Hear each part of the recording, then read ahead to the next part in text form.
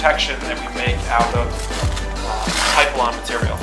So this is protection that goes around the base of a cabinet and gets attached all up on the cabinet. Here's an example of a hanging robot. So this allows the robot to go through motion. So the robot can go through all its movements.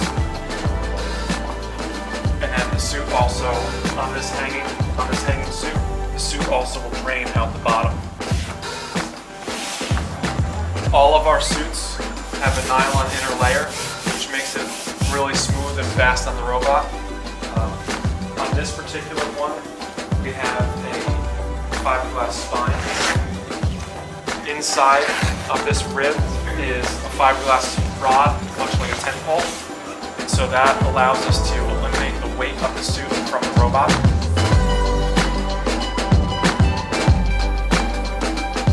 We also make different housings. So some parts go in here and we make different 3D printed housings. Also gripper fingers and different fixtures. So we have these fixtures, and then we obviously made a revision from one to the next. We are able to get fixtures rapidly when we're fixturing a customer's parts. We're able to modify the design and improve the design in a short amount of time. The other thing we do is masking. So this has a metal plate that goes here, and this masks a customer's part. So we're blasting right along this edge, and this provides an excellent material for masking the part that we don't want blasted. We also 3D print test models of fixtures. So this is a piece for the end of arm tool on a robot, but we test printed this, then we made an improvement to it, and then we made it out of aluminum on the robot.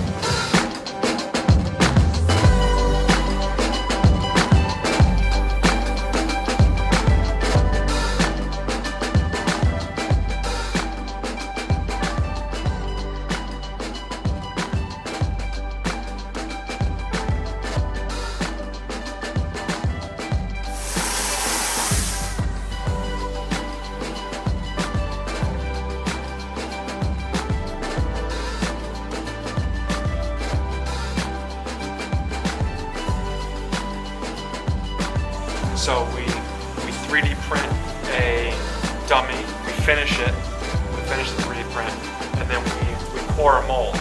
So we start with the mold part, we pour that, we pour the top piece of the mold, and then after we're done with this, we can make multiple parts, because we now have a mold, so we make multiple parts by pouring this mold like that. It gets poured on this side, we vents.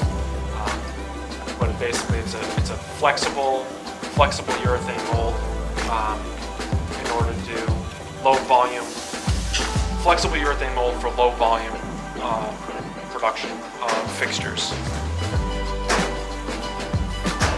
Then the other thing we do is we 3D print an entire, we can 3D print an entire mold, and we're not limited by the size of the 3D printer. So we'll 3D print a mold this size, and this gets bolted together.